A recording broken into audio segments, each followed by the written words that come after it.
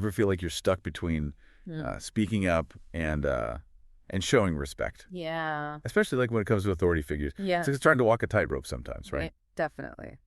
It's a challenge we all face, and that's why we are diving deep into submission and respect today. And trust me, this isn't your grandma's Sunday school lesson, okay? We are going deep. We're talking Bible deep. We're going to see what Peter, Jesus, and even the Psalms have to say about all this. Okay. And then to bring it all home, we'll be looking at some modern-day advice that really puts it into perspective. Sounds good. So get ready, because this deep dive might just surprise you. Let's start with Peter. Okay.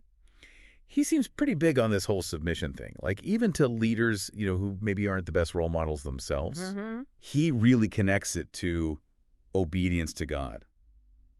What's your take on that? Yeah, it's easy to read that and just think like blind obedience, right? All right. But I think we really have to look at the context here. Okay. Peter was writing to these early Christians who were facing some really intense persecution for their beliefs. Yeah, definitely. Just imagine that your beliefs could get you into some serious trouble, like we're talking. You could be killed for what you believe in. And suddenly this idea of submission takes on a whole new meaning. Wow. It's not just about being walked all over. Right. It becomes almost an act of defiance. Right. Against an unjust system. Yeah. It's powerful stuff. Wow, I never thought of it like that. It really does add another layer to the whole concept, doesn't it? Yeah. That's not always, but these like life or death situations. Right. But Peter and this modern text we're looking at, they both emphasize this, this like everyday respect for everyone, no matter what their status. Exactly. And I think that's where we can bring in what Jesus was talking about in the Sermon on the Mount, especially that line, "Blessed are the meek." Yeah. It's about approaching life, with humility and gentleness, recognizing that there's inherent worth in every single person. How you treat a barista should be how you treat a CEO. It's that same level of respect. Okay, so no yelling at the barista if they get my order wrong. Got it. Exactly. But speaking of the Sermon on the Mount, what about that whole, the meek shall inherit the earth? Right. Is that really saying that the quiet ones are the ones who always win in the end? That's a great question. I think we have to be careful about how we define meekness. It's not about being a pushover. It's not about being weak or timid. It's more about, strength under control.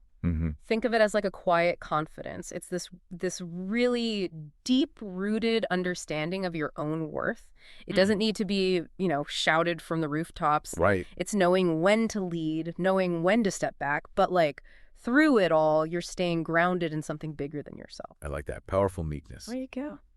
I know, it just makes me think about those people who can command a room with just their presence without having to be the loudest voice in the room. Exactly. And speaking of navigating challenges with grace, that's where Psalm 37 comes in. It really dives into this idea of trusting God's plan even when things feel chaotic or unfair. Yeah. Which, let's be real, that happens to all of us. Oh, tell me about it, right?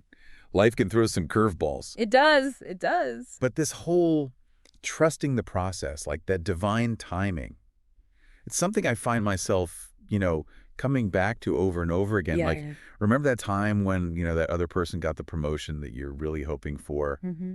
Maybe, just maybe, it wasn't your time yet, Right. And something even better is right around the corner. Precisely. And it's about kind of zooming out and realizing that God's playing a longer game here. Yes. And our human ideas of, fairness and what the right timing should be, it doesn't always line up with that bigger picture. It's true. It's true. So we've got all these great biblical calls for respect, humility, trusting in God's plan.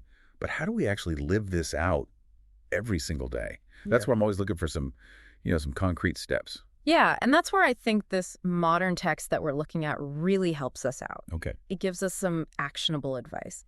The first thing is respect authority, even when it's really, really hard.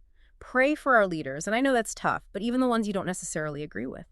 And then I think the most important thing is to look for ways to serve others. It doesn't have to be these big, grand gestures, right? Absolutely not. Even just the small acts of service. Exactly. Just lending a listening ear, a kind word, those small things, those have a ripple effect.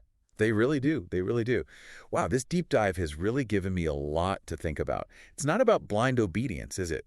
It's about finding that inner strength through faith It's about approaching life with humility. It's about Yeah. trusting that even when we can't see it, there's a bigger plan unfolding. It's a powerful shift in perspective. It really is. It Yeah. really is. And it makes you wonder, if submission is really about aligning yourself with a greater good, where else in life could you benefit from applying this principle?